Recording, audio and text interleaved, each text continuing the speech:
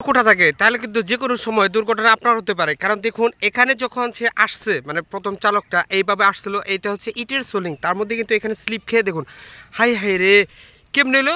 এই কি অবস্থা, এনি কেমনে গেলা? হ্যাঁ আল্লাহ রে, তাহলে এরকম ভাবে পড়ে যায় নাকি?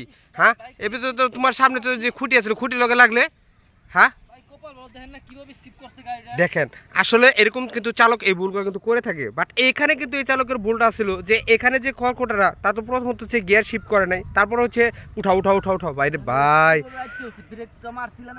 ই একবারে চেনমেনের লোক ধর নিচে দিয়ে লোক আটকে গেছে গা, কম কথা নাকি ধর কেমনি। কিন্তু আসলে ভাই এরকম কিন্তু হয়, যারা নতুন বিগিনার আছেন তারা কিন্তু এরকম অফ রোডে যখন ফিল্ডটা নিতে যাবেন মানে চালাতে যাবেন তখন কিন্তু এরকম হতে পারে।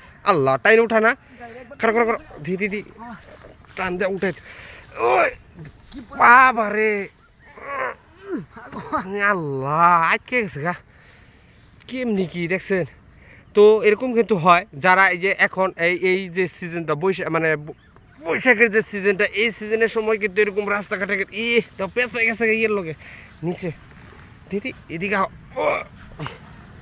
তো এরকম কিন্তু হয় যে দেখা গেছে যে আপনার চাকা সাথে কিন্তু এটা আটকে যেতে পারে।